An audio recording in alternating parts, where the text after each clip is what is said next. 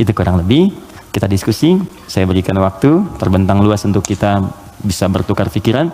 Saya perkenankan, jika ada yang bertanya langsung silahkan. Jika ada yang ingin tulis pakai kertas, maka silahkan. Saya pun tidak keberatan untuk menjawab dengan kertas. Silakan. Bismillah. Assalamualaikum warahmatullahi wabarakatuh. Salam. Dua pertanyaan Ustadz. Silakan. Pertama terkait Al-Fatihah. Terkait surat Al-Fatihah. Oke. Saya ingin bertanya asbabul nuzulnya, kapan diturunkan, bagaimana ceritanya, itu yang pertama. Ya. Yang kedua, di padang mahsyar nanti. Saya membaca beberapa buku bahwa kehidupan di padang mahsyar nanti itu ada yang mengatakan 30.000 tahun, ada yang mengatakan 50.000 tahun.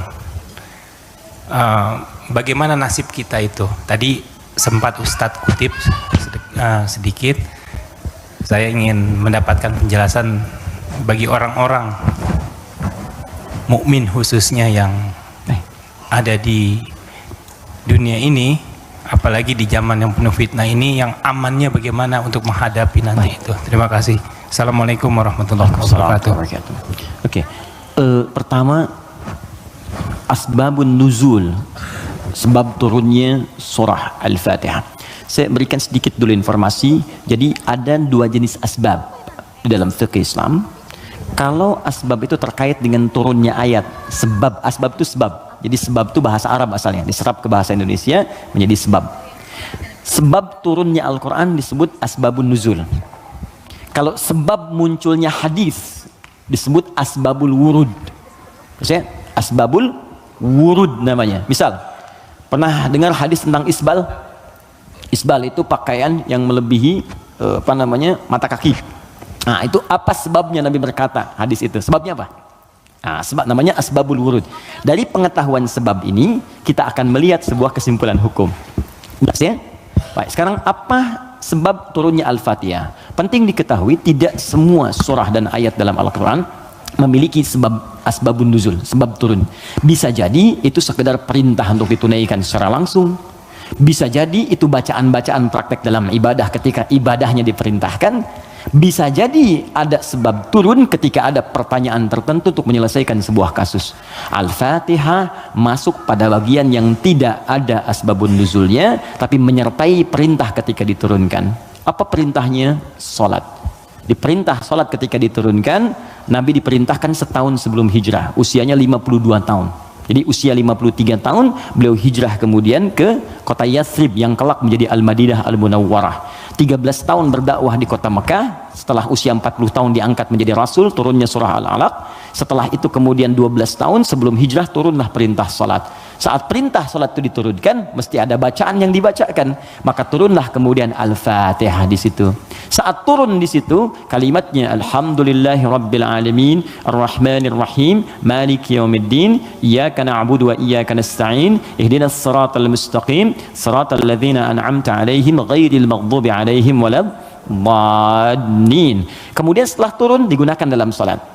Saat hijrah ke Yathrib yang kelak jadi Al-Madinah Al-Munawwarah, tiba-tiba si kecil namanya Abdullah, anak laki-lakinya Abbas paman Nabi, beda 3 tahun usianya dengan Nabi. Abbas, anak laki-laki Ibnun, maka sering disingkat Ibnu Abbas. Ibnu Abbas nama aslinya Abdullah. Ingat teman-teman, saya berikan rumus sedikit ya. Kalau Anda belajar hadis, menemukan kalimat Ibnu Omar, Ibnu Abbas, itu nama aslinya rata-rata Abdullah. Kenapa dihapuskan nama anaknya dan disebut kemudian nasab ke bapaknya? Untuk memberikan inspirasi kepada orang tua di masa datang bahwa begini cara mendidik anak seperti Nabi mengajarkannya. Jadi kalau anak itu kemudian beramal, orang tua dapat pahalanya. Ya, teman-teman kenal Ibu Umar bin Khattab? Bagus. Oke, baik. Belum ditulis, dah kelihatan kenal Umar bin Khattab, luar biasa. Hari ini spesial. Gak apa-apa mas, saya selesaikan. Datang sendiri, ngajar sendiri, nangis sendiri, ngapus sendiri. Jamaah tinggal nanya, lihat masuk surga, enak banget. Masya Allah, surga Firdaus lagi. Udah sih, nggak apa. Udah selesai. Ya. Mudah-mudahan antum ke surga juga. Insya Allah. Bercanda ya, mudah-mudahan nyata. Oke, fokus. Di sini, fokus baik-baik. Yuk, tadi kita katakan Abdullah misalnya, Ibnun itu anak laki-laki, nggak pakai ini, nggak pakai kepala, gini, Ibnun. Disingkat jadi bin. Bin itu anak laki-laki. Ya, dibuang ininya jadi bin, dipindahkan harakatnya ke sini. Jadi asalnya begini, Ibnun. Kasrah itu sesuatu yang pecah, kecil. Bunyinya lembut, gitu. Ya, makanya perempuan seringkali menggunakan kasrah. Anta, tapi perempuan anti. Ka, perempuan ki. Jazakallah khair. Semoga Allah berikan kepada anda pahala. Ka itu untuk laki-laki. Jazakillah khair itu untuk perempuan. Awas ya, akhwat, penting itu diketahui. Karena saya pernah mengajar pakai batik, pakai peci. Setelah selesai, Ustaz terima kasih memberikan pengajaran. Jazakillah khair, gitu ya. Saya masih pakai peci itu. Ya nggak apa-apa lah gitu. Oke. Nah, ibnatun perempuan. Ibnatun anak perempuan. Ini boleh kita hapuskan. Kalau kita hapus ini, yang depan ini, begini, ini dihapus, maka harokat ini pindah ke setelahnya. Geser. Ini ke sini jadi bi, ini ke sini jadi en, bin. Yes? Ini kita hapus, pindah harokatnya ke sini di bi, ini ke sini geser. Bint. Ini bint, maka ini terbuka jadi binti. Ingat? Aisyah binti Abu Bakar. Binti itu maksudnya anak perempuan. Makanya ada Isa bin Maryam. Loh kok bin Maryam? Betul, Isa anak laki-lakinya Maryam, karena Maryam nggak punya anak perempuan. Jelas ya? Nah, di ilmu hadis, kalau ada ayah bisa mendidik anak dengan baik, maka nanti sebagai penghargaan bagi orang tuanya, nama anaknya akan dihilangkan, tidak disebutkan, cukup binnya saja nama ayah disebutkan. Umar punya anak namanya Abdullah. Ketika Umar didik dengan baik, saya ini kan pejuang, saya ini bersama Nabi, saya harus punya anak yang jadi ahli fikih supaya meneruskan perjuangan saya. Bapaknya cukupkan di mana-mana Nabi, anaknya nanti meneruskan ilmunya Nabi. Maka didik oleh Umar. Kalau anda ke Madinah, ini Raudhah, ini masjid yang pertama awal-awal, sekarang karpetnya hijau semua. Kemudian di sini pintu Babus Salam, di sini makam Nabi, di sini mimbar. Ini pintu Baqi, di sini bab Jibril, pintu 46, bab Jibril. Nah, di sini ke sini ke Awali, di sini ada Baqi, di sini rumah istri-istrinya Nabi semua. Di depan pintu Jibril, bab Jibril. Ya, jadi kalau ada Sayyidah Aisyah, kemudian Sayyidah Zainab binti Jahsy, Saudah binti Zam'ah, semua istri Nabi tinggalnya di sini, depan ini persis. Kemudian di sini, ini ada Abu Ayyub Al-Ansari. Umar bikin rumah di sini, bikin satu kamar untuk anaknya Abdullah, dihadapkan langsung ke tempat Nabi untuk belajar dari Nabi sebelum datang ke majlis ilmunya. Jadi kalau yang lain nunggu di majlis ilmunya Nabi, kalau anak Umar diajarkan oleh bapaknya sebelum Nabi bahkan ke majlis ilmu, sejak keluar dari rumahnya itu bisa melihat bagaimana Nabi jalan, bagaimana Nabi nengok. Makanya anaknya Umar banyak meriwayatkan hadis dari sejak kecil, meriwayatkan 2.800 hadis. Anaknya Umar. Siapa yang punya wasilahnya? Bapaknya. Untuk menghargai bapaknya ini, Abdullahnya dihilangkan di sini, maka disebut nama bapaknya Ibnu Umar, Ibnu Umar, Ibnu Umar. Seakan pesan kepada orang tua di masa datang, kalau kita ingin mendapatkan kebaikan dari Allah, maka didik anak kita dengan baik, kelak orang tuanya pun akan dikenang. Setiap hadisnya kita bahas satu, bapaknya ikut mendapatkan pahalanya. Itu poinnya. Ya. Nah, tadi Al-Fatihah itu tidak ada asbabun nuzulnya. Kemudian ketika sampai di Madinah, Ibnu Abbas, anaknya Abbas, ini persis sama juga. Abbas itu pengusaha, teman-teman. Pengusaha besar, sebelumnya terjebak dengan riba, dibebaskan oleh Nabi. Tinggalkan riba, kata Nabi, dibebaskan. Dan dahsyatnya ketika ribanya ditinggalkan, awal-awal kan turun tuh, setelah itu naik 2 kali lipat dari sebelumnya. Ribanya hilang, omsetnya naik 2 kali lipat. Nah, beliau sadar saya ini sibuk, tapi di balik kesibukannya, bayangkan loh, paman Nabi, kerabat Nabi, muslim, mukmin bersama Nabi di surga, sibuk berbisnis, tapi masih punya waktu untuk datang ke majlis Nabi. Setiap akhir pekan datang ke majlis Nabi ke Sufah belajar. Karena itu ketika Nabi wafat, Abbas ini sudah mendapatkan 200 hadis. Bayangkan pebisnis hafal hadis 200, itu kan luar biasa. Kalau Quran gampang, hadis itu tak mudah, 200 hadis. Paman Nabi, keluarga Nabi, kerabat Nabi, sibuk bisnis, kaya juga, masih hafal hadis. Antum siapa? Paman Nabi bukan, kerabat Nabi bukan, tetangga Nabi bukan, kan? Sesibuk apa sih sampai untuk baca Quran pun belum punya waktu? Cita-cita masuk surga lagi, kan? Nah, ini beliau sadar, saya ini sibuk nih berdagang. Maka harus ada yang mewarisi ilmu anak saya. Maka anak itu dipetakan, teman-teman begitulah, cucunya atau anaknya, ayo disiapkan. Ini anak pertama Qurannya, anak kedua hadisnya. Nggak apa-apa, kalaupun kelak jadi arsitek yang hafal Quran. Oke? Pengusaha yang ahli hadis, nggak apa-apa, banyak. Dulu biasa begitu, Bu. Teman-teman ikhwan, dulu biasa. Antum kalau temukan kitab namanya Bidayatul Mujtahid, kitab bagus perbandingan fikih. Itu kitab fikih tuh, tapi yang nulis dokter bedah. Ibnu Rushd namanya, di barat dikenal dengan Averroes. Itu nulis kitab fikih, itu biasa dulu tuh, biasa saja. Nah, Abbas ini menginvestasikan anaknya, namanya Abdullah juga, untuk belajar ke majlis Nabi. Jadi setiap bapaknya berangkat titipin. Ketika Nabi wafat, anak ini usia masih 13 tahun. Bapaknya hafal 200 hadis, anaknya hafal 2000 hadis. Dan kalau anak dititipkan di tempat tertentu, maka habit itu akan membentuk dia untuk berperilaku. Tontonan yang dilihat itu jadi karakternya. Kalau dia yang diperlihatkan yang baik-baik, yang keluar baik, diajarkan kata-kata baik, yang keluar baik. Sekarang ada pendekatan bagus, ini share sebentar. Jadi pendekatan Al-Quran sekarang namanya. Ya, saya juga share dengan teman-teman, termasuk di keluarga kami terapkan.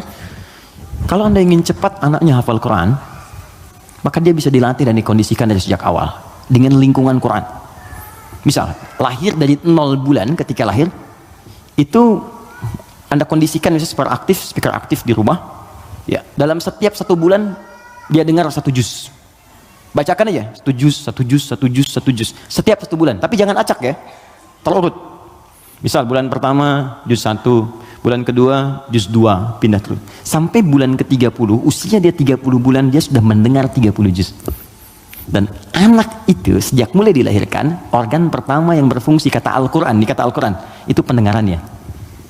Al-Quran langsung mengatakan, itu pendengarannya. Jadi ketika dia 30 bulan, dia sudah mendengar 30 juz. Itu sepakat dan sudah melalui research di sini, dia hanya butuh 6 bulan untuk menjadi penghafal Quran yang sempurna. Di usia 3 tahun, sudah hafal Quran 30 juz. Ini yang diterapkan orang tuanya Fajar. Beliau pengen bacakan sendiri, begitu dikasih ASI, bacain 1 juz. Begitu usia 3 tahun, kalimat pertama yang keluar di lisannya adalah ayat-ayat Quran. Dipanggil Ustadz untuk mengecek, ternyata Allahu Akbar, 4 tahun sudah 30 juz. Terakhir kami ketemu sedang menghafal tafsir. Dan divonis lumpuh otak. Anda bayangkan, lumpuh otak hafal Quran 30 juz. Dan di mana Anda pada saat ini? Ya, kembali ke sini. Dia bertanya, Mas Primus, apa pertanyaannya? Ya Rasulullah, karena dia terbiasa dengan taklim, jadi dunianya masuk. Ya Rasulullah, kenapa Allah nggak turunkan 1 ayat yang bisa membatasi antara surah satu dengan surah yang lainnya? Karena dulu masih nyambung, Al-Falaq nyambung ke An-Nas, sebelumnya Al-Ikhlas. Jadi orang nggak tahu pembatasnya di mana, walaupun dibacakan oleh Nabi. Maka diturunkanlah kemudian Bismillahirrahmanirrahim. Ya, karena pertanyaan anak kecil itu dijawab kemudian. Ibnu Abbas tuh sering bertanya, turun jawaban. Al-Baqarah 189 itu turun karena pertanyaan Ibnu Abbas. Ya Rasulullah, kok bulan bentuknya robah-robah, kemarin sabit, sekarang setengah, sekarang bulat betul, kenapa begini? Kenapa jadi ahillah turun? Yas'alunaka 'anil ahillah. Masya Allah. Qul hiya mawaqitu lin-nasi wal hajj. Ibnu Abbas yang tanya, turunlah Bismillahirrahmanirrahim. Sejak turun Bismillahirrahmanirrahim itu, maka Nabi membaca Al-Fatihah dengan 3 cara. 1, dibaca penuh dengan bismillahnya, dijaharkan. Bismillahirrahmanirrahim. Alhamdulillahi rabbil alamin. Ar-Rahmanirrahim. Baca. Baik. Ada yang kadang Nabi bacanya silent. Bismillahirrahmanirrahim. Alhamdulillahi rabbil alamin. Ar-Rahmanirrahim. Ada yang kembali ke awal tadi, nggak dibaca sama sekali.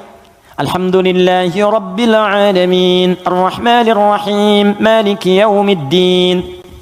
Maka dari sini riwayat tersebar, boleh dibaca. Ada yang keempat, rakaat pertama dibaca jahat kata Abu Hurairah, Bismillahirrahmanirrahim. Yang kedua nggak dibaca sama sekali. Ada 70 hadis jumlahnya. Maka disimpulkan oleh para ulama, cara membaca Al-Fatihah disepakati, dituliskan di mushaf Bismillahirrahmanirrahim. Bismillahnya bisa dibaca dengan 4 cara. Jahar, kencang, silent, tidak dibaca sama sekali, dibaca rakaat pertama, selanjutnya tidak. Semua riwayat tersambung kepada Nabi dan tidak ada kaitan dengan ormas tertentu. Oke? Karena saya pernah tugas di Mekah 2010 menyambut jemaah haji. Begitu datang depan Masjidil Haram, Isya, imamnya Syekh Sudes. Ya, Kan di situ mazhabnya Hambali, jadi disirkan. Bismillahirrahmanirrahim. Alhamdulillahi Rabbil Alamin. Komentar pertama makmumnya, oh iki imamnya Muhammadiyah tuh, Muhammadiyah cabang Masjidil Haram mana Bay? Ketuanya saya Sudes. Jadi nggak ada hubungan baik NU Muhammadiyah atau yang kita berkomunikasi baik ya, kemudian saling bangun hubungan baik, tapi paham ilmunya. Jadi kesimpulannya tidak ada asbabun nuzul untuk Al-Fatihah, tapi hanya terkait untuk kebutuhan dalam menunaikan ibadah. Tapi kemuliaan fadilahnya diungkapkan kemudian oleh Nabi, dipraktekkan dalam kehidupan dan dirangkum oleh para ulama dalam kitab tafsir.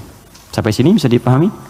Baik, suasana mahsyar. Pertama jawabannya wallahu taala a'lam bis-shawab, karena memang kita belum ke sana. Karena wallahu a'lam itu Allah yang tahu. Maka kita tanyakan kepada Allah, Allah turunkanlah kemudian paparan dalam ayat-ayat Al-Qur'an. Baik. Tentang suasana itu diturunkan satu surah. Surah ke-75. Surah Al-Qiyamah. Persiapannya diturunkan surah Al-Waqi'ah, surah ke-56. Waktu terjadinya diturunkan surah ke-31 ayat 34. Tentang kiamatnya, peristiwanya, persiapannya. Waktunya tidak diketahui, dirahasiakan supaya kita semangat untuk beramal dalam persiapannya. Makanya kalau Nabi ditanya kapan kiamat, Nabi balik tanya persiapan kamu apa ya. Jawaban Nabi, jangan sibuk pikirkan kiamat, sibuk pikirkan amalan dirimu untuk ke situ. Karena kiamat pun dirahasiakan oleh Allah supaya kita semangat untuk beribadah menyambut itu. Dan nggak akan ada umat Nabi Muhammad kemudian hidup saat kiamat, nggak ada. Semua akan diwafatkan yang soleh-soleh. Nggak akan mengalami itu, nggak akan mengalami, semua wafat.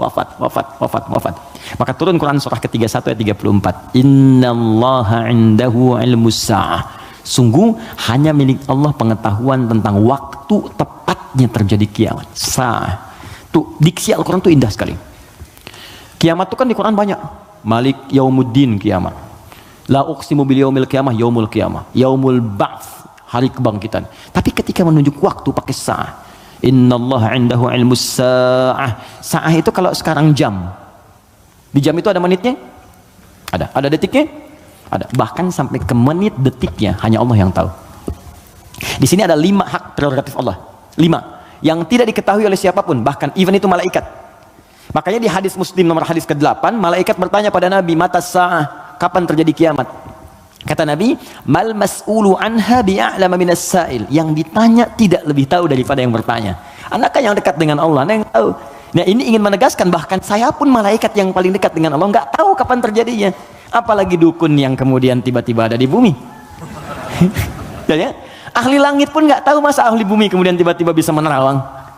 Ya, makanya kalau ada yang mengatakan kiamat akan terjadi tanggal sekian, bulan sekian, tahun sekian, udah abaikan aja. Ya itu paling gampang, sudah jauhi. Saya di Garut dulu tahun 99, itu menjelang tanggal 9, bulan 9, tahun 99, tersebar isu akan terjadi kiamat. Sebagian ada yang sepi tuh, sepi di pasar Garut tuh, Tarogong sepi apa. Saya bilang kenapa nggak pada beraktivitas, isu kiamat menyebar. Tiba-tiba nggak terjadi, diundur katanya ke tahun 2012. Terjadi pengunduran kiamat, Anda bayangkan. Jadi itu poinnya. Jadi kalau waktu, jangan ditanya kapan terjadi. Yang penting untuk diketahui adalah persiapan kita apa. Dan paling dahsyat adalah jika terjadi perbuatan-perbuatan yang dengan perbuatan itu tanda-tanda kemudian kiamat itu semakin menuju dekat. Tapi dekat dalam pandangan Allah dengan kita berbeda. Satu hari bagi Allah hitungannya hari, bagi kita kan 1000 tahun. Ya kan? Bagi Allah dekat nih. Iqtarabatis sa'atu wansyaqqal qamar. Bulan telah terbelah, kiamat semakin dekat. Kiamat semakin dekat itu bukan saat Bang Deddy bikin sinetron 15 abad yang lalu itu turun ayat kiamat sudah dekat, itu kalimat Quran. Kiamat sudah dekat 15 abad yang lalu, cuman sudah 15 abad belum kejadian. Karena bagi Allah tuh gampang, tinggal 10 hari lagi, tinggal 7 hari lagi, cuman sehari itu kan ribuan tahun. Jelas ya?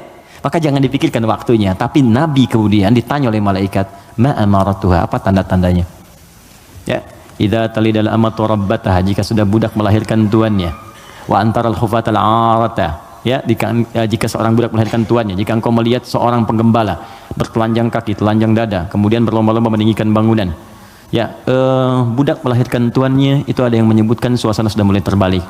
Halal dianggap haram, haram dianggap halal, yang benar jadi salah, yang salah jadi benar, yang benar dibikin disertasi, dibikin tulisan ilmiah, ya, tiba-tiba dikalahkan oleh yang salah, kan? Yang salah kemudian menyebar, jadi dianggap biasa. Jika sudah maksiat tingkat yang tinggi dianggap biasa, bukan yang rendah. Zina Itu min sab'il mubiqat, 7 yang menyebabkan kehancuran. Dosanya besar. Zina itu seperti pembunuhan, dosa besar. Makanya kalau ada yang menghalalkan dosa besar, dianggap murtad, keluar dari Islam. Dan dia harus bertaubat. Harus bertaubat. Makanya kita dorong dengan doa, diarahkan lagi. Kan mungkin karena ketidaktahuannya. Kan? Itu cara berpikirnya demikian. Saya tidak mengajarkan mencela, saya menjauhi itu. Ya, kita ajarkan dengan perasaan baik, kita doakan, tak ajarin lagi. Sepanjang dia masih hidup. Jadi kalau ada teman-teman yang diajak oleh orang lain terpengaruhi, kita sepanjang kita hidup, supaya kita saat ditanya oleh Allah, ringan jawaban kita itu aja. Ya, apa pernah ada Nabi mengharapkan umatnya ke neraka? Tidak. Lantas kenapa Anda memvonis dia sebagai ahli neraka? Alih-alih kita vonis, kenapa nggak kita doakan? Allah itu maha kasih, bukan hanya maha menghukum. Rahmat Allah lebih luas daripada hukumannya. Kenapa sekarang banyak sifat hukuman ditampilkan, kasih sayangnya dihilangkan? Yalah, doakan. Share kebaikan, doakan saudari kita, doakan saudara kita, ajak kepada yang baik. Kalau ada berbuat maksiat, sampaikan. Bukan cuma kamu aja yang pernah bermaksiat. Yang lebih buruk daripada kamu pernah ada, dan dia tobat. Masa orang jahiliyah tobat, kamu yang bukan jahiliyah nggak tobat? Nggak keren ah. Gitu. Bagaimana kalau wafat dalam keadaan maksiat? Apa kamu rela ibumu yang sudah mengandungmu melihat anaknya berbuat seperti ini? Kalau kamu kira-kira punya anak, mau nggak kira-kira anak kamu berbuat seperti ini? Seperti itu aja. Di ketika ada seorang minta izin untuk berzina, boleh nggak saya berzina ya Rasulullah? Ya, kata Nabi, bagaimana kalau kemudian ibumu berbuat seperti itu? Bagaimana kalau ibumu dizinai? Bapakmu dizinai? Ya, jangan ya Rasulullah. Ya, itu yang kamu zinai itu boleh jadi kemudian dia ibu bagi anak-anak orang lain. Seperti itu cara berpikirnya. Jadi kalau kita selalu mengangkat orang untuk mengarahkan pada kebaikan, maka dakwah ini akan semakin luas diterima dalam kemuliaan, dan beban kita pun akan berkurang. Ada saatnya hitam putih itu mesti muncul dalam perkara tauhid. Tauhid itu nggak ada abu-abu, hitam putih. Allah Tuhan, yang lain bukan. Selesai. Tapi fikih itu fleksibel untuk memberikan kemudahan. Sholat nggak bisa berdiri, duduk. Nggak bisa duduk, berbaring. Berbaring sulit, bergerak. Bergerak sulit, berkedip kan? Berkedip sulit, disolatkan. Semua ada turunannya. Ya, selesai sampai tuntas. Oke? Jadi waktu tidak ada yang tahu. Suasana disampaikan supaya kita merasakan dahsyatnya itu. Turun surah Al-Qiyamah. La uqsimu biyaumil qiyamah. Quran surah 75. Wa la uqsimu bin nafsil lawwamah. Kata Allah, saya bersumpah kiamat pasti terjadi. Dan saya bersumpah pada saat itu banyak yang menyesal dan mencela dirinya. Lawwamah itu pencela. Mencela, aduh kenapa saya nggak begini, nyesel saya begini. Sama kayak Anda misalnya punya masalah dengan pasangan, Anda marah-marah sama istri. Setelah itu Anda menyesal, ya kenapa saya mesti marah sih? Toh jelaskan, duduk dengan tenang juga bisa. Kenapa saya marah ya, saya menyesal ya Allah. Tapi biasanya pertama setan akan menghambat kita untuk berbicara dulu, ditahan, jadi diam-diaman gitu. Itu begitu tuh caranya. Itu di Quran ada, dan solusinya juga ada. Dan ada penyesalan setelah itu. Sama ke anak juga begitu. Anak berbuat salah terus kita marah ya. Kamu ini kemami nggak ngerti mama ya. Tapi setelah itu ya Allah, kok saya marah sih? Ya, kok saya marah sih gitu kan? Nah itu lawamah namanya. Mencela diri pada sesuatu yang tidak seharusnya terjadi. Hari kiamat lebih banyak lagi. Kenapa dulu saya nggak sholat? Kenapa dulu saya nggak beriman? Kenapa dulu saya begini? Itu kiamat. Dan itu sudah bukan ranah kita lagi. Kata Allah, kalian yang beriman wafat dulu supaya nggak melihat hiruk pikuk orang. Udah. Biarkan mereka sibuk menyesali dengan apa yang telah mereka kerjakan. Karena kamu dakwahi, nggak mau beriman juga. Diberikan 5 kali sehari petunjuk dari bangun tidur sampai tidur lagi. Nih Allah nih, syahadatlah, ayo sholat, ayo beramal. Ini Allah nih, Allahu Akbar. Bahasa Arabnya, ya asyhadu an la ilaha illallah. Kan 5 kali kan? Dari bangun tidur sampai tidur lagi. Sepanjang hidup loh, setiap hari. Kurang apa lagi? Kurang apa lagi? Dan lafaz ini, kenapa disebut adzan? Apa artinya adzan? Panggilan. Apa artinya panggilan? Adzan. Saya memanggil kamu kemarin, saya mengadani kamu kemarin. Tidak. Adzan itu panggilan, tapi bukan sekedar panggilan. Adzan itu seakar juga dengan kata uzun, jamaknya adzan, artinya telinga. Kenapa lafaz ini disebut dengan adzan? Karena Allah menjamin lafaz ini satu-satunya lafaz di muka bumi yang terus akan didengar oleh orang yang masih punya pendengaran di telinganya. 24 jam tidak berhenti. Makanya waktu adzan itu bisa berbeda di setiap tempat. Coba lihat, di sini adzan, nanti setelah saya Bintaro adzan, Tanah Kusir adzan, kan? Jakarta adzan, ke Bekasi adzan, sebelumnya ke Bandung, terus 24 jam. Itu Mesir selesai adzan, Libya adzan, Libya selesai Tunis adzan, Maroko adzan. Demikian terus 24 jam diperdengarkan, supaya kita nggak punya alasan lagi di hadapan Allah Subhanahu Wa Taala. Makanya orang-orang yang nggak mau beriman sampai dengan kiamat, dalam persepsi kita umat Islam, nanti yang beriman diwafatkan dulu, supaya kamu nggak capek lagi melihat hidup pikuk mereka. Kamu istirahat aja nanti. Sampai saat hisab selesai. Jadi begitu kiamat terjadi, kacau semuanya. yang sedang disebutkan di surat Abasa itu, ya, bagaimana seorang yang mengandung tiba-tiba bisa keguguran, ya yauma yafirul mar'u min akhi wa ummihi wa abi wa fasilatihi tuwi, ya, wa man fil ardi jami'a. Semua orang nggak akan ingat, Pak. Kata Al-Quran saking dahsyat, jangankan gini ya, maaf, gempa terjadi, apa Anda masih bisa ingat dengan teman-teman ini? Demi Allah saya katakan, gempa goyang dikit dah keluar, lari semua, masing-masing menyelamatkan dirinya. Dalam bahasa Arab sekali gempa disebut zilzal. Kalau digoyang, idza zulzilatil ardu, sekali, ya sekali, kalimatnya sekali, zulzilatil ardu, itu artinya goncangannya menghancurkan yang atas, hancur semua ke bawah. Jelas? Tapi kalau disebutkan 2 kali, kalimat keduanya bentuknya bisa verb, kata kerja, atau juga noun, bisa kata benda, bisa fi'il, awas, bisa isim, kata kerja atau kata benda. Fokus. Kalau kata kerja diulang 2 kali, idza zulzilatil ardu zulzilat. Kalau kata benda untuk menunjukkan suasana hancur semua bendanya, pakai kata benda, zilzal. Idza zulzilatil ardu zilzalaha. Kalau disebutkan 2 kali, itu bukan yang atas hancur ke bawah, tapi yang di bawah naik semua ke atas. Push. Kata Allah, kalau semua orang sudah nggak peduli dan menganggap biasa gempa-gempa dengan skala-skala tinggi yang menghancurkan yang atas hancur ke bawah, sudah nggak peduli, dianggap biasa. Udah jadi berita aja, gempa Ambon sekian, gempa Palu sekian, gempa Aceh sekian, gempa, sudah biasa. Nanti saya akan datangkan gempa yang tidak biasa, yang membuat semua orang baru merasakan apa yang terjadi. Saya naikkan semua yang dibawa ke atas. Wa akhrajatil ardu athqalaha. Baru orang berkata, wa qalal insanu malah. Ini ada apa ya? Ada apa ya? Anda ini dikasih gempa biasa aja, yang biasa, itu semua keluar, lari. Bursa efek keluar, yang di pegawai ini keluar, pekerjaan kantor ini keluar semua karena ketakutan. Nanti mau lari kemana? Karena yang di bawah ini diangkat ke atas semua. Puh. Saat itu kita sudah nggak ada.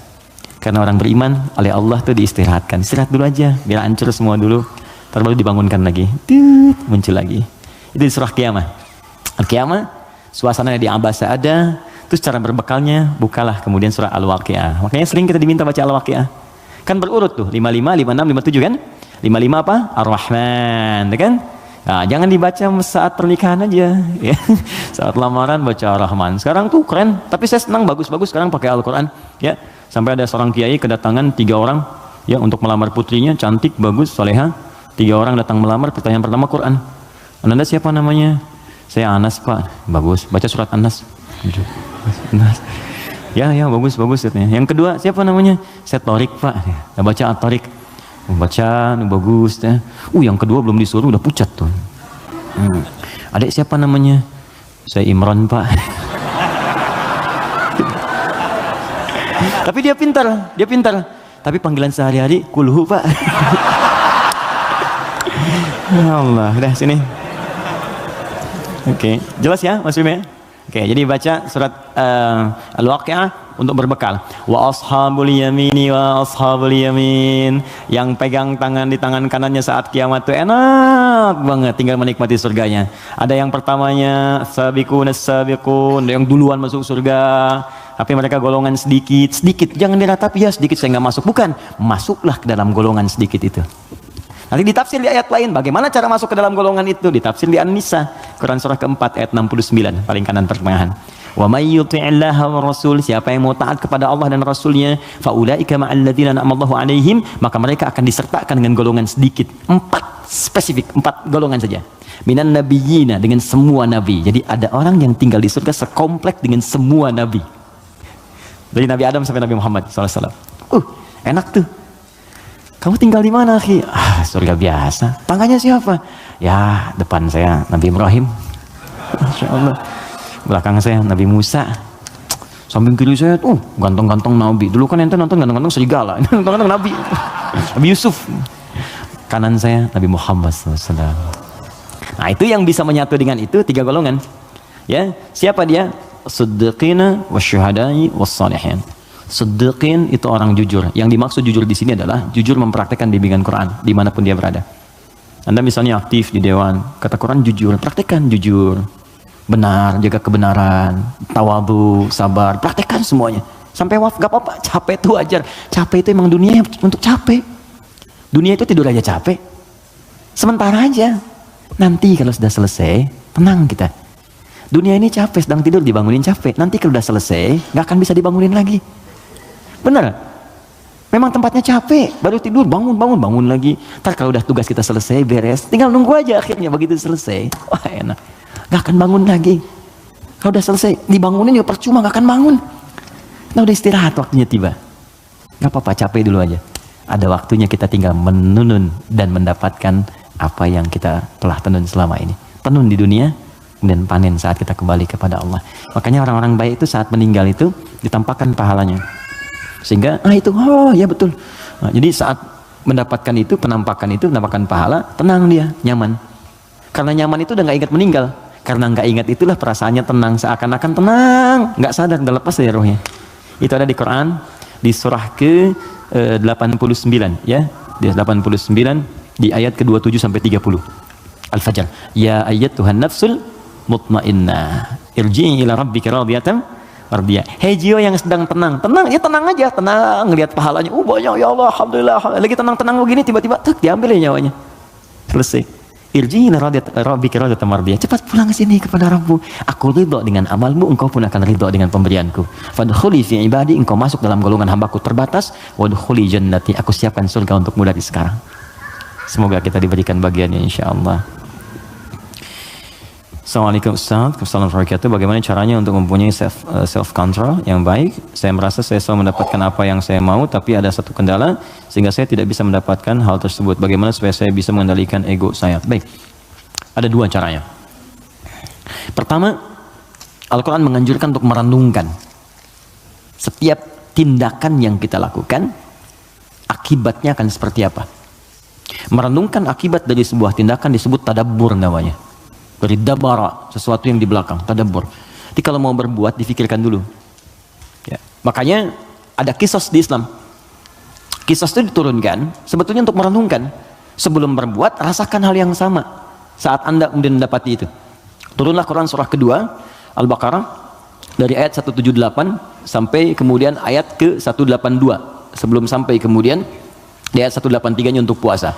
Di rangkaian ayat itu Allah menyampaikan ketika Allah buka dengan kalimat kutiba alaikumul qisasu fil qatla, nanti Allah sampaikan walakum fil qisasi hayatun ya ulil albab. Hei orang-orang yang masih punya pikiran, saya turunkan kisos ini sebetulnya supaya kamu merasakan kalau kamu berbuat begitu bagaimana resikonya. Makanya turun, cubit lagi. Kemudian pukul lagi. Kalau ada yang bunuh lagi. Jadi tahu resikonya supaya merasakan kalau punya akibat begitu bagaimana.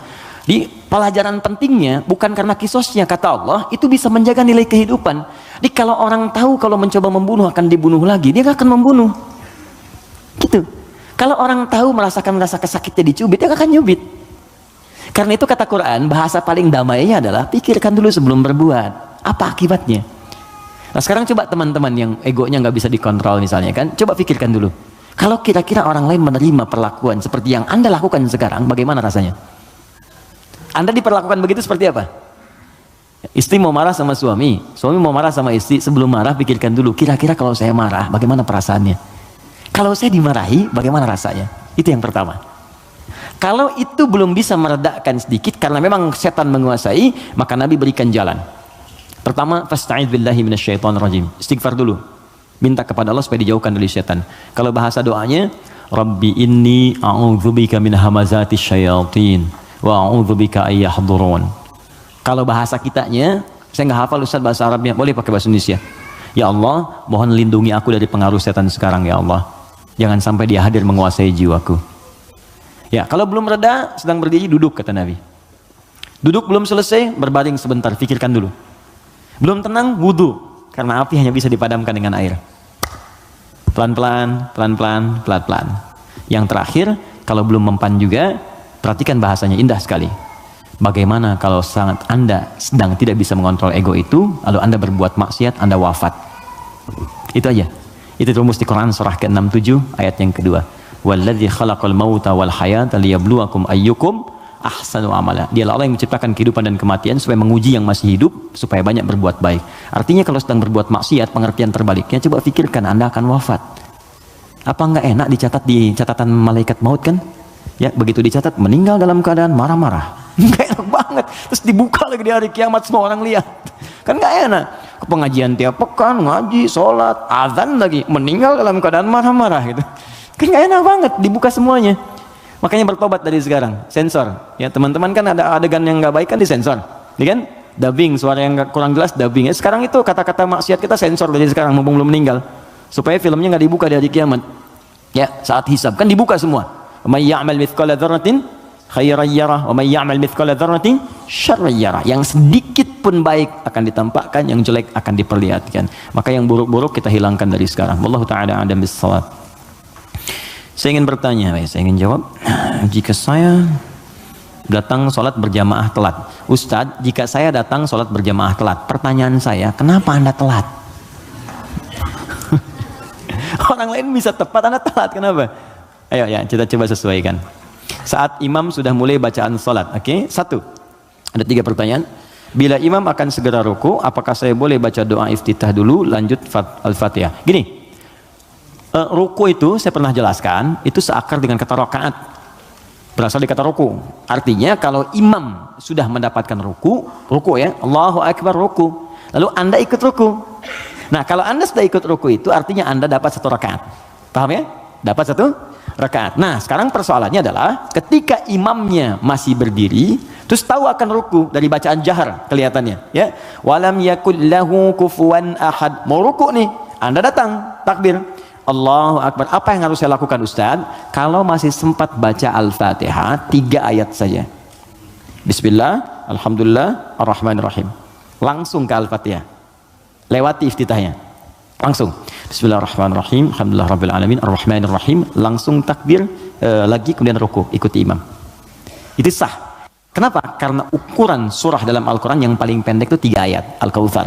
Inna a'tainakal kautsar fasalli rabbika inna syani'aka huwal abtar. Mengambil ukuran terpendek. Jadi kalau kita bacakan 3 ayat di Al-Fatihah ini sudah cukup, langsung ruku. Tapi kalau imamnya ruku Anda datang, maka itu sudah selesai. Maka Anda langsung takbir Allahu Akbar, langsung ruku. Contoh, boleh? Depan. Bismillah. Silahkan di sini menghadap ke sebelah sini saja ya, biar netral sedikit. Sebelah sana. Ruku, Mas Dimas, mohon izin. Ini ruku ya. Saat ruku ini, mohon izin, boleh? Ya, antum, bukan yang belakang. Bismillah. Jangan begini, sedang ruku. Imam, maju sedikit Mas. Mohon izin luruskan ya dengan meja ke sini. Ini datang terlambat misalnya kan? Masbuk. Kenapa terlambat? Yang lain kan bisa pas gitu. Anda harus terlambat. Jangan diulang lagi ya. Nggak baik seperti itu ya. Sini. Oke, ini sudah ruku, fokus, ini datang, maka cukup takbir Allahu Akbar. Oke, langsung ruku Allahu Akbar, ikut ruku ya, dan nggak usah baca Al-Fatihah lagi, langsung ruku. Baik, cukup, mohon izin, maaf. Nah ini dalilnya ini hadis Nabi SAW, innama ju'ilal imamu liyutamma bihi, sungguh imam dijadikan untuk diikuti, faqira'atul imam qira'atul ma'mum. Kalau Anda nggak bisa menjangkau bacaan imam karena imam sudah masuk ke rakaatnya berikutnya ruku, maka bacaan imam sudah mewakili makmumnya. Jelas? Tapi jangan sengaja menunggu imam ruku. Belum ruku, masih panjang, tenang aja, minum, begitu ruku. Allahu Akbar, lumayan. Nah ini nggak tepat ya, silakan. Syukran, makasih, mohon maaf ya. Paham ya? Nah, ini bagian pertama. Jadi itu 1, oke, 2. Atau saya langsung baca Al-Fatihah dan mengikuti imam ruku, sudah selesai saya jawab. Bila saya baca Al-Fatihah menyebabkan saya tertinggal ruku, apakah saya tidak usah membaca dan langsung mengikuti imam ruku? Bila seperti itu, apakah saya harus menambah rakaat di akhir karena saya baca Al-Fatihah? Karena ada yang bilang kalau berjamaah Al-Fatihah ditanggung imam. Oke, saya sudah jelaskan semua ya. Ya, pertanyaannya sudah selesai, sudah saya jelaskan keseluruhannya. Ada yang lain? Baik. Assalamualaikum Ustaz. Waalaikumsalam warahmatullahi wabarakatuh. Ini belum saya baca. Jika kita berobat ke tempat semacam Pak Haji, mungkin Anda, bukan kita. Saya tidak ikut. Oke. Jika Anda berobat ke tempat semacam Pak Haji yang orang sebut, lalu Anda dikasih obatnya, air minum, yang doakan, apakah itu masuk syirik atau bagaimana Ustaz? Mohon pencerahannya. Tergantung. Jika Anda minta doa, tabarruk dengan doa itu, wasilah, supaya mohon berdoa, didoakan kepada Allah. Anda bisa berdoa sendiri, minta, ya, dan bisa saling mendoakan. Nabi kadang saling mendoakan dengan sahabat, doakan. Bahkan Nabi minta dibacakan oleh Abdullah bin Mas'ud Al-Quran. Abdullah bin Mas'ud datang sini, coba bacakan surat ini. Kata Abdullah bin Mas'ud, ya Rasulullah, Anda kan yang Nabi, tapi saya ingin mendengar bacaanmu. Sesama sahabat saling mendoakan, biasa saling ketemu, doakan, itu biasa. Dan boleh, adabnya boleh. Anda ketemu ulama, minta doa. Dulu kami begitu, bertemu ulama minta doa, Syekh doakan kami, doa kami. Sekarang agak beda, orang ketemu Ustaz minta foto. Ketemu ulama minta selfie deh. Lengkapilah dengan doa yang ditempatkan di hati, itu doanya. Ya, doanya minta doa kebaikan. Nah, boleh Anda silahkan kalau datang. Itu dalilnya diantaranya Quran surah ke-5 tadi ayat 35. Ya ayyuhalladzina amanu taqullaha wabtaghu ilaihil wasilah. Hai orang-orang beriman, tingkatkan takwamu kepada Allah, cari wasilah untuk mendekat kepada Allah. Apa diantaranya? Kisah yang paling tepat untuk menjawab ini adalah tentang Al-Fatihah itu.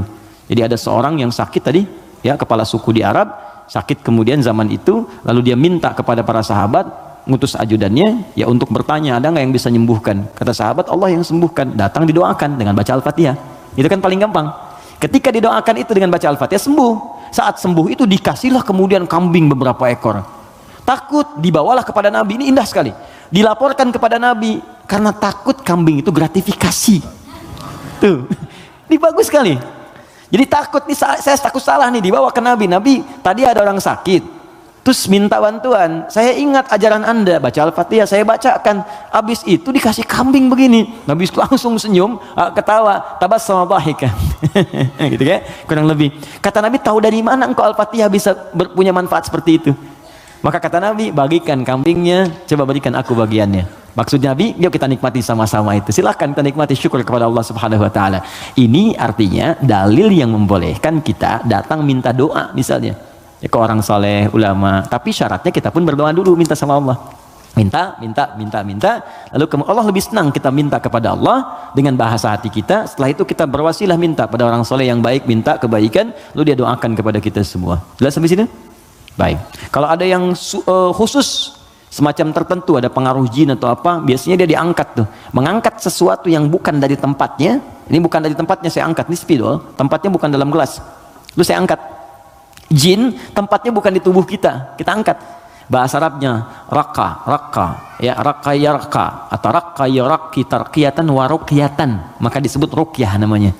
Terus ya, ada ruqyah itu macam-macam, ada yang dengan bacaan saja, ada yang dengan air misalnya, air terus diminum, ya. Ada yang dulu ruqyah terkenal sekali, orang soleh, dia sakit, punya anak sakitnya lumpuh semua. Nah begitu lumpuh, ini orangnya baik sekali, kesolehannya nampak pada prasangka baiknya. Jadi semua yang datang prasangka baik aja. Malam-malam, Bu, bayangkan ada perampok datang tengah malam. Ini kisah ini sangat populer sekali. Perampok serombongan datang ke rumahnya. Karena prasangka baik ini dikira mujahid fisabilillah mampir. Dulu kan bukan kayak kita sekarang kan, rombongan mujahid dengan ini kan nggak kelihatan tuh. Malam-malam datang dikira mujahid. Begitu dibuka pintu, oh ahlan wa sahlan mujahid, masya Allah, silahkan masuk. Bayangkan perampok disuruh masuk. Disebut mujahid fisabilillah, datang. Akhirnya apa yang terjadi? Silahkan, duduk dulu, istirahat dulu, mandi dulu. Dimintalah berwudu semua. Tolong para mujahid silahkan berwudu dulu. Ya, wudu. Supaya apa? Salah satunya, ternyata di bawah keran itu dia simpan bejana untuk menampung air wudhu mereka. Ini kisah nyata, benar terjadi. Jadi bukan rekaan, di kisah nyata sampai riwayat kepada kita dan valid riwayatnya. Jadi orang-orang salaf dulu. Di begitu air wudhunya tumpah ke situ, dan dia melihat orang-orang perampok tadi, kok ada anak ini nggak bangun. Ya kata mereka ke bapak tadi, ini siapa? Ini anak saya, dia kena lumpuh katanya. Oh gitu, udah duduk, dijamu dengan makan semua. Udah rapi, suruh wudhu, makan, pulanglah mereka.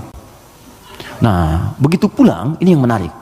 Beberapa pekan kemudian, datang lagi. Dibuka lagi mujahid, katanya Masya Allah. Yang buka siapa? Yang buka anak yang lumpuh tadi. Buka langsung, kaget. Loh, kemarin kan lumpuh dia, sekarang bisa buka katanya kan. Lalu bapaknya keluar, nyambut lagi, Masya Allah, kami meraih keberkahan dari jihad Anda. Anda bayangkan. Karena positive thinkingnya. Bertanya, ini kenapa bisa sembuh? Air wudhu, masih ingat gak air wudhu yang pernah engkau pakai itu dalam wudhu itu? Saya mandikan kepada anak saya, dengan izin Allah sembuh dia. Perhatikan ketika seorang berprasangka baik kepada Allah Subhanahu wa taala akan berubah segalanya. Lalu perampok tadi kemudian terjatuh semuanya, nangis tersungkur, sujud di hadapan Allah Subhanahu wa taala, nangis tobat di situ. Sebetulnya kami bukan mujahid, kami perampok katanya. Dan sebagainya. Tobat. Jadi bayangkan hanya dengan wasilah anak yang lumpuh dalam keadaan tadi dia menjadi mulia seluruhnya. Ya. Tapi ingat Syekh Hashim Muhammad Hashim bin Asy'ari Hadratus Syekh pendiri Nahdlatul Ulama. Beliau mendirikan NU tanggal 31 Januari ya 1926. Itu beliau dirikan NU, punya kitab 19 kitab. Di kitab kedua namanya Risalah Ahlus Sunnah wal Jamaah. Di halaman yang ke-12 paling kiri sebelah bawah. Ya, itu beliau sampaikan begini. Hati-hati. Wa minhum al-abahiyuna, hati-hati ada aliran yang menyimpang di tanah Jawa. Itu diungkapkan di tahun 1333 Hijrah. Sekarang 1431. Sudah berapa tahun? Ya kurang lebih 100 tahun lah ya. Kurang lebih 100 tahun. Kata beliau, ada aliran Abahiyun. Siapa itu? Tokohnya itu ahli zikir. Zikir. Tapi cara zikirnya melahirkan kesimpulan yang menyimpang. Apa kesimpulannya? Kalau sudah dekat dengan Allah, fala yantabiqu alainal amru wan nahyu. Karena sudah merasa dekat dengan Allah dengan zikirnya, maka sudah tidak berlaku lagi perintah dan larangan. Di sholat sudah nggak berlaku lagi karena sholat itu masih latihan. Kalau zikir sudah dekat dengan Allah, nggak usah sholat lagi. Maka kalau Anda menemukan yang seperti ini, kata beliau, jauhi, karena itu mengajak pada kesesatan. Anda datang tiba-tiba, ya mungkin panggilannya kiai gitu kan, ya pakai jubah lebih lebar daripada Batman, kadang-kadang kan tertukar lah sekarang atribut kiai dengan dukun itu disama-samain dan susah gitu kan. Pakai datang Anda konsultasi, nanya, Anda nggak tahu, karena nggak tahu itu, tiba-tiba waktu zuhur tiba, Allahu Akbar Anda tanya, Pak Yai kok nggak sholat dulu kita? Adek ini, kalau Pak Yai fisiknya di sini, rohnya sedang sholat. Kalau yang seperti itu tandanya dukun, tinggalkan, jauhi. Ya, kata beliau disebut sesat, kata beliau ya. Ada kawan kami titip pertanyaan, baik titipkan jawaban kepada beliau.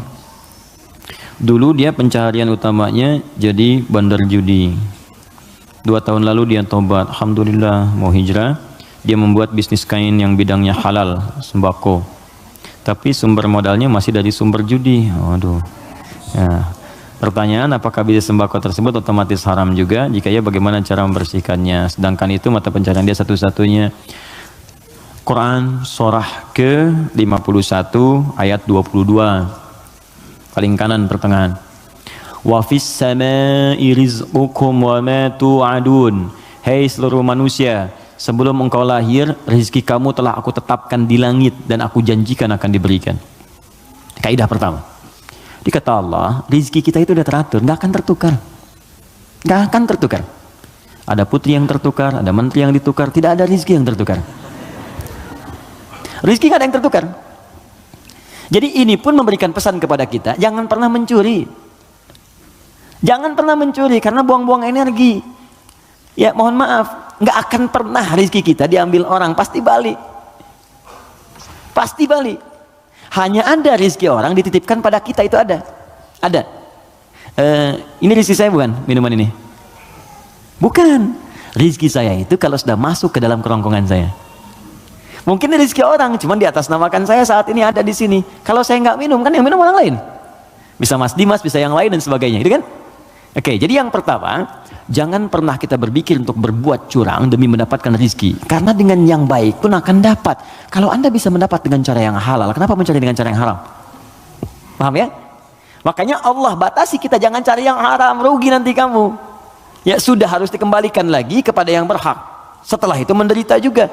Coba bayangkan, bukankah kalau ada orang yang korupsi, ketahuan, ditangkap dia, dikembalikan lagi kemudian apa yang dia dapatkan? Kena TPPU, ya tindak pidana pencucian uang, diambil semua kan? Itu saking sayangnya Allah, jangan menyebar rezeki yang haram, ambil semua, ambil semua, ambil semua. Bahkan yang telah diinvestasikan pun tarik lagi, tarik lagi. Kenapa? Karena ini bersumber dari yang haram. Kalau yang haram berproses terus dipakai lagi kepada yang lain, maka haram akan menyebar keharamannya. Maka yang pertama, jangan takut kehilangan rezeki. Jangan takut, karena semua akan diberikan sesuai dengan janji Allah. Nah, bagaimana cara kita mendapatnya? Turunlah Quran surah ke-2 Al-Baqarah ayat 168, paling kanan sebelah bawah. Ya ayyuhan nasu, hai semua manusia, kulu mimma fil ardi halalan thayyibah. Tuh. Hai semua manusia, kalau ingin dapat rezeki maka kerja. Ayo cari makan. Allah cuma minta bergerak aja, kerja. Kalau ada keluar dari diri kita untuk bekerja, bergerak aja, rezeki turun. Silakan kreatif, sekarang banyak kreativitas. Ada yang dengan peluit, 2.000, makasih Pak. 5.000, makasih Om. 10.000, makasih Bos. Tuh, dia jadi bos Anda tuh. Itu aja, sehari dapat berapa gitu. Ya. Jadi kalau bergerak sedikit aja, bergerak tuh dapat. Tapi ingat kata Allah, halalan thayyibah. Ambil dengan cara yang halal. Nanti yang halal itu kalau Anda dapatkan thayyibah, cari yang dibutuhkan. Ini yang kedua, ini yang sering banyak salah. Di banyak orang mendapat dengan cara yang halal, tapi thayyibat yang dipraktikkan. Thayyibah itu artinya keluarkan ya rizki yang kita dapatkan itu, kemudian beli yang kita butuhkan, yang bermanfaat untuk kita. Di pola konsumtif itu kata Al-Quran, kalau mau benar-benar yang dibutuhkan bukan yang diinginkan. Gak setiap yang diinginkan itu mesti didapatkan, beban hidupnya tinggi nanti. Ya ini kalau haus butuh apa? Minum. Jadi minuman yang ada kan kita bisa minum. Kadang karena orang selalu menginginkan yang tidak ada, jadi berat tantangannya. Karena rumus fisika juga begitu. F1 sama dengan F2, gaya gerak sama dengan gaya dorong. Apa yang kita dapatkan itu yang keluar. 5.000 cukup untuk beli teh manis, kan 20.000 buah naga, kan? Nah tapi ingat, kalau Anda punya 5.000 tapi pengen yang 20.000, maka rumusnya berubah jadi hukum Pascal. F berbanding lurus dengan P, gaya berbanding lurus dengan tekanan. Semakin banyak gaya, semakin tertekan hidupnya. Poinnya. Kalau gaya Anda begitu ya susah hidupnya. Makanya Quran katakan gaya itu disesuaikan dengan pendapatan. Apa yang didapatkan, cari yang dibutuhkan. Gak semua yang pengen mesti dibeli. Nasi goreng Kebon Siri yuk jam 11. Ya Anda tinggal misalnya di Bekasi, pengen ke nasi goreng Kebon Siri, paksain padahal yang keliling banyak gitu kan. Kejar sampai ke sana macet-macetan. Nikmati aja, entah kita nikmati di sana, nyampe sana tutup. Gak dapat apa-apa. Paham ya? Nah, jadi itu poinnya. Jadi berusaha dengan cara yang halal, Allah kirimkan rezekinya. Apalagi Anda orang beriman. Kalau orang beriman, apalagi tadi hijrah, sudah tobat, itu seketika Allah jamin. Pindah surahnya, pindah ayatnya ke ayat 172. Quran surah kedua, ayat 172. Perhatikan ayatnya. Ya ayyuhalladzina amanu. Kita 13 menit menuju zuhur. Hai orang-orang yang telah punya iman. Kulu min thayyibati. Jangan pernah pikirkan yang haram. Ingat ya? Lihat sini. Kata Allah, jangan pernah fikirkan yang haram. Kalau Anda nggak pernah fikirkan yang haram, maka saya akan kirimkan ma razaqnakum. Kami yang kirimkan rizkimu, bukan engkau yang sulit untuk mendapatinya. Jadi orang beriman tuh kalau nggak pernah fikir yang haram, Allah cepat datangkan. Datang. Nanti berkahnya ditambah. Kalau berkah sudah tambah, dapat 100.000 pun sebulan cukup. Saya pernah ke Telas namanya. Telas tuh habis, di Google aja nggak ada. Anak saya yang kecil pengen gembala kambing, jadi dia dengar kisah Rasulullah menggembala kambing, pengen kambing, kita bawa ke sana. Di situ Pak Ibu, ada penggembala yang sebulan itu cuma dapat 100.000. Tapi Allahu Akbar, saya berapa kali datang, lihat, merenung, netes air mata. Itu setiap datang, Pak, yang nggak ada tuh ada gitu. Musim buah ada buah, ikan dikeluarin semua, jamu kita. Terus saya tanya, di mana kambingnya? Di belakang katanya. Saya lihat kan, wah begitu dilihat bersih, putih, bersih, dirawat bersih. Tapi yang heran, itu mulutnya ditutup pakai potongan aqua. Yang ada yang setengah liter itu kan, yang ditutup itu cukup ke mulut kambing. Terus saya tanya, ini kenapa ditutup? Ini sakit kambingnya? Bukan sakit Gus katanya, bukan sakit. Kenapa? Ini kambing baru kami bawa dari tempat kami beli, kami tutup di sana mulut kambing itu dengan potongan aqua supaya di jalan dia tidak memakan yang bukan haknya. Itu saya berhenti dan keluar air mata saya. Saya bilang, saya mengajar hampir tiap waktu, kamu yang praktikkan. Banyak orang mendapat surga tapi Anda yang paling layak. Saya tutup mulut kambing ini supaya nggak makan yang bukan haknya. Banyak orang hadir taklim, menjaga lisannya begitu sulit. Dia jarang taklim, kambingnya pun ditutup mulutnya. Untuk tidak makan yang haram. Makanya rezekinya Allah kirimkan. Bayar 100.000 gitu. Gak pernah mengeluh ceria gini. Ada lagi orang penghafal Quran. Wah itu dahsyat itu juga. Jadi kalau Anda kunjungi, istrinya akan berkata, Alhamdulillah ya Allah Ustaz, Allah tuh baik sekali. Abi diberi rezeki banyak banget. Banyak tuh sebulan dapat 500.000. Banyak banget. Kalau Anda kunjung itu ikan keluar, buah keluar. Apa kerja istrinya? Ngambil suluh di sawah, duduk, bikin, nyiapin ini. Tahu Anda? Istrinya hafal Quran 7 riwayat. Suaminya 30 juz. Anak-anaknya hafal Quran semua. Kalau kita membangun kedekatan dengan Allah tuh, yang lain kecil lah. Kecil. Bahkan saat harta itu datang tuh kita malah sibuk, nggak pakai itu gitu. Dah, kasih. Saya tuh kalau belajar ulama kita dulu tuh, Masya Allah. Ya, kayak Haji Nur Ali tuh, di Bekasi ada jalan kayak Haji Nur Ali. Itu Pak, Ibu kalau taklim beliau, ada amplop datang tuh kasih banyak tuh. Itu nggak banyak orang tahu. Malamnya dijajarkan begini. Santrinya dikumpulkan. Buka katanya, buka. Ada yang 5.000, yang 1.000, 10.000 sebagainya. Itu nggak pernah diambil oleh beliau. Kata beliau, ini 10.000 tolong berikan ke madrasah sana. Yang 5.000 anak yatim. Yang 1.000 janda-janda sekitaran ini. Santuni semua. Hidupnya berkah. Jangan takut kalau Anda bisa mendapatkan yang baik. Kenapa mesti berjudi? Nah, kalau Anda bisa berbuat yang halal, kenapa mencari yang haram? Kalau Anda bisa jadi orang soleh, kenapa berbuat salah? Tinggalkan yang buruk tadi. Nah, kalau pernah bertobat dan hijrah, alhamdulillah, pertahankan tobat dan hijrah itu. Hijrah itu artinya meninggalkan total yang buruk-buruknya. Termasuk tadi hasil judinya, yang dipakai modal. Jangan dipakai modal. Sudah, keluarkan. Bagaimana cara mengeluarkannya? Cara mengeluarkannya adalah berikan kepada yang sosial yang umum sifatnya. Setelah itu Anda coba bekerja. Kalau memang nggak ada sama sekali, Anda bisa gunakan itu untuk sementara, untuk mendapatkan sesuatu yang lebih baik. Jadikan misalnya cari kerja, untuk dapat kerja itu boleh dalam keadaan darurat. Nanti setelah mendapatkan yang baik-baik, cukup itu ini keluarkan. Sambil pertambah sedekah, tambah infaknya, keluarkan zakat kalau sudah masuk ke dalamnya.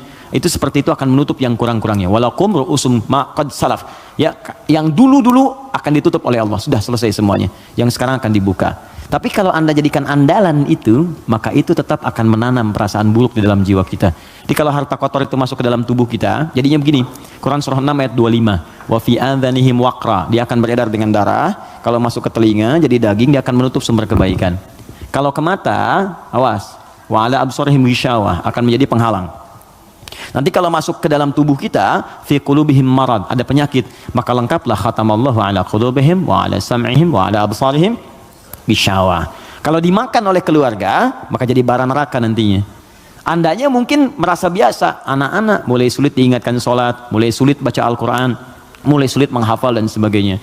Maka saran saya, kita doakan, kemudian kita support, jangan jadi cerita. Siapa teman kita itu yang konsultasi kepada kita? Doakan, Anda apa support, makanya persaudarakan. Saya tuh bingung, orang Islam sekarang hidupnya masing-masing, kenapa sih? Kenapa nggak bersaudara? Nabi itu kan mempersaudarkan Khazraj dengan Aus. Ini saya pengen juga kajian musyawarah, teman-teman cobalah mengenal satu dengan yang lainnya, terus saling support. Anda punya program apa? Support. Bisnis apa? Endorsein, barangin. Itu kenikmatannya itu terasa. Jangan takut rezeki Anda diambil, nggak akan tertukar. Nggak akan tertukar. Jadi semuanya akan mendapatkan bagiannya masing-masing, nggak usah takut. Nggak usah takut. Ya, ustadz-ustadz juga demikian tuh, jalan, saling bagi, mengajar, melengkapi dan sebagainya. Itu saya sarankan seperti itu. Jadi yang bertanya ini kalau ada kesulitan kita respon, mungkin dititipkan kepada kita, mungkin kita bisa memberikan solusi. Jelas ya? Saya kira itu kita ada 7 menit, saya jawab yang terakhir ini, setelah itu kita berdoa dan siap-siap menunaikan salat berjamaah insyaallah. Bismillah, assalamualaikum warahmatullahi wabarakatuh. Assalamualaikum. Jazakallah khair atas kesempatannya. Semoga Allah muliakan Anda. Ketika saya masih tinggal di Oman, guru ustadz anak saya yang laki-laki berasal dari Ghana menerangkan bahwa iftitah itu bagian dari kunci dari salat yang akan dimulai. Maka menurut ustadz tersebut surat iftitah, dibaca sebelum takbir. Beliau mazhab ibadi. Pertanyaan apa yang harus dilakukan anak saya, teman-teman yang diajak salat berjamaah ketika ustadznya baca iftitah dahulu sebelum takbir? Tidak ya. Ibadi itu termasuk yang tidak diakui. Saya sudah pernah ke Oman dan saya tahu mazhab di sana apa saja. Ibadi ada, Sunni ada, Syiah juga ada. Di pertengahan yang punya Masjid Biru itu saya sudah pernah kunjungan ke sana. Jadi ibadi termasuk di antara paham yang tidak diakui. Ya, tidak diakui dalam sistem mazhab fikih dalam Islam kekinian yang mainstream. Ya, karena itu menurut saya kembalikan kepada yang sunni yang sudah diajarkan kepada kita semua. Nah, sumbernya bukan karena ibadi, sunni atau yang lain, sumbernya itu petunjuk dari Nabi. Hadisnya bagaimana? Ayatnya bagaimana? Buka Quran surah kedua Al-Baqarah Ayat yang ke-43, wa aqimus shalah, tunaikan oleh kalian salat. Bagaimana menunaikannya? Maka diikuti dengan mengikuti petunjuk Nabi. Maka turunlah Quran kemudian surah ke-3 ayat 31, paling kiri sebelah atas. Qul in kuntum tuhibbunallaha fattabi'uni. Kata Allah, kalau kalian cintai aku, ikuti bagaimana Nabi mengajarkan. Nah, seperti apa Nabi mengajarkan salat? Karena kalau nggak diajarkan, kita nggak bisa meniru.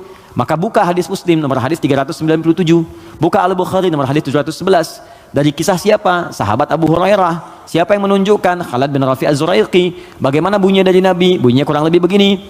Ya, idza qumta ilas shalah, kalau kamu pengen sempurna salatnya, asbighul wudu, sempurnakan wudu. Wudu sempurna. Wudu dulu. Fastaqbilil qiblah, menghadap ke arah kiblat. Menghadap ke kiblat. Fakabbir, kemudian bertakbir. Setelah takbir diajarkan baca iftitah. Ada 9 jenis doanya. Ada yang pendek, ada. A'udzubillahi samil alim minasyaitonir rajim, ada. Ada misalnya yang gabungan, ada yang agak panjang, Allahumma ba'id baini wa baina khataayaya, ada yang Allahu akbar kabira walhamdulillahi katsira subhanallahi bukratan wa asila. Ini satu doa.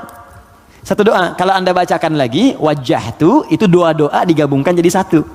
Ya.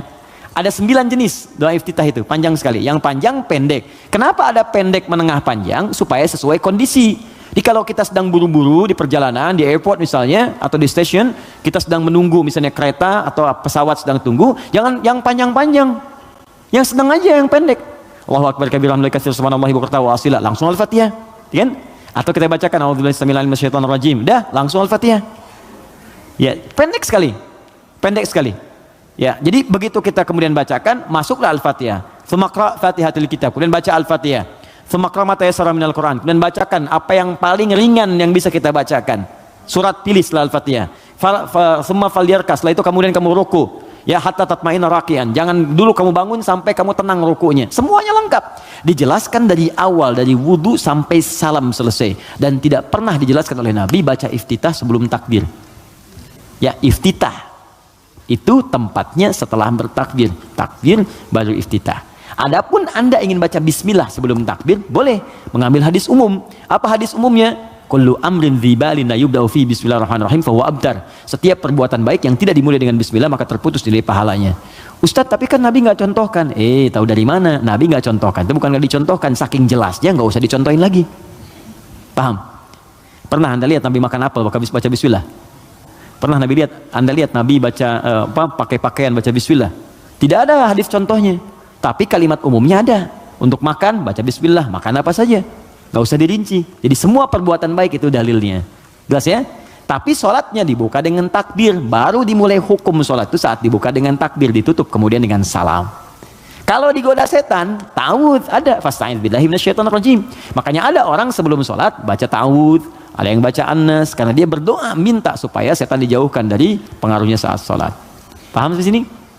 Baik ya, saya kira seperti itu yang kami terangkan, semoga ada manfaatnya. Kalau apa yang saya sampaikan ada benarnya, itu hanya titipan saja dari Allah untuk diamalkan. Tapi kalau salah, berarti memang mutlak dari kekurangan ilmu yang Allah titipkan kepada saya. Anda bisa share kembali dengan ustadz-ustadz yang lain, belajar dengan mereka, dan dapatkan nilai-nilai kebaikan yang kiranya bisa menambah wawasan kita semua.